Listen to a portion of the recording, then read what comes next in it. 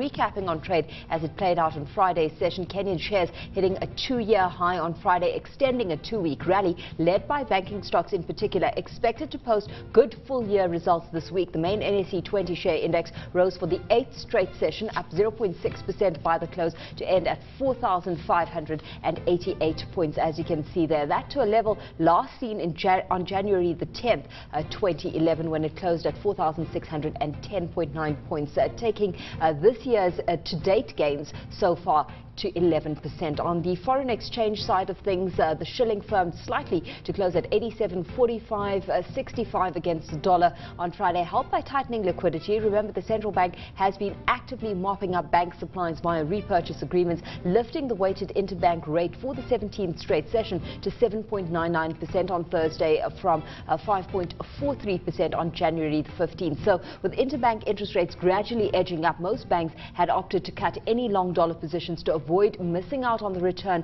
they get on assets held in shillings. So that a broad look at the markets picture on that end. Let's get straight into some discussion now with Samuel Gichohi. He's Business Development Manager at NIC Securities. Samuel, thanks so much for joining us this morning. Let's get straight into things. We've got the market really eliciting strong investor interest, and that despite the upcoming elections on March the 4th. Where are your confidence levels sitting at the moment?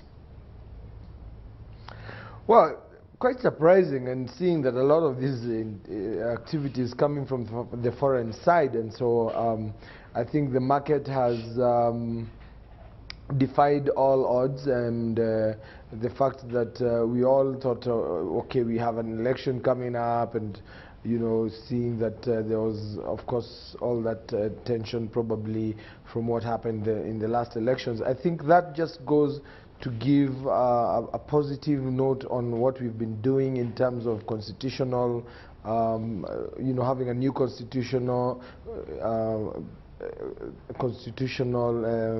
a new constitution rather, and also the fact that we have a lot of systems in place to ensure that everything works, and we have a nice a reformed legal system, and I think that's showing on the market, and that is what is bringing that that positive sentiment. And that said, I think we are still going to see more surprises. I mean, considering we are so close to the elections, the market is still very bullish. We are still seeing a lot of funds coming in from out there, and the local investor hasn't really kicked in, and results season is here, and absolutely, so the timing can't be better. Absolutely. Having said all of that, on a fundamental basis, Samuel, you've got to look at the speculation that's come to the fore as a result of those anticipated results, specifically out of the banking sector. That kicks off this week pretty aggressively. What specifically do you have your eye on when it comes to those earnings reports out of the financial services industry? Well, I'm particularly keen on KCB, Kenya Commercial Bank, and Equity. Cooperative Bank hasn't really seen a lot of activity on the market in comparison with the other banking stocks, and I do expect that if they announce very good results, then we could see a surge in their share price, considering the other ones, KCB, Equity, have already sort of factored in to some extent, because there's a lot of speculation on those. Barclays Bank, so I'm not very sure. The price does not really, it's very defensive. Their price doesn't really shift up or down, significantly. But I don't expect so much activity on that, in as much as they're announcing sometime this week, and will probably be the first to announce. But yes, the focus is on the financial sector, particularly banking, and we are expecting good results.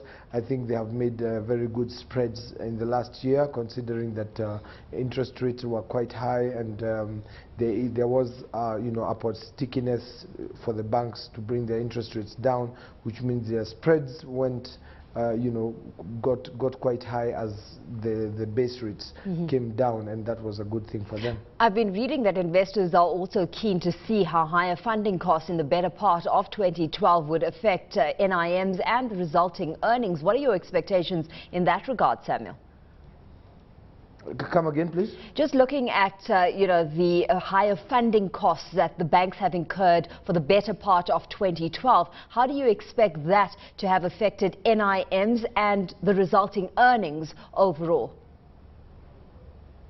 Well, I think there's usually a lag in that, and that will not show now, which means that we'll probably see that effect towards half year or towards the end of the year, and so that will probably not be reflected in the short term or in the immediate term.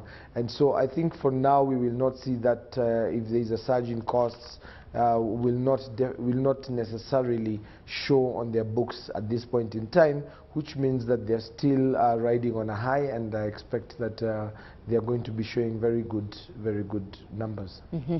Let's take a quick look at Umeme. I mean, it goes 1 month without trading at the NSE, and even though the share has yet to register a single trade on the Nairobi Stock Exchange, its share price has lifted to a one-year high of 300 Ugandan shillings. Just how closely are you watching that process? Because this lends to the environment in terms of getting, the processes going and getting these companies to cross-list a little bit more seamlessly, Samuel.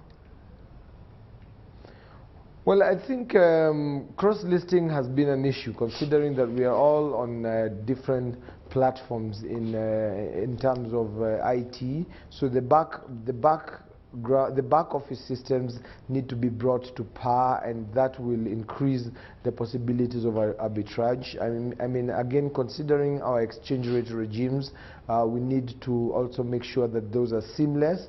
Well, I'm not particularly for a single currency, but I think that is anybody trying to trade across the markets will need one very good information sources to make sure that they understand the companies they're trading in that are on different markets. Secondly, they need to be able to know that if they're able to to do some level of arbitrage, and that is across the markets, buy in one market, sell in another market, if they see that there's a price mismatch.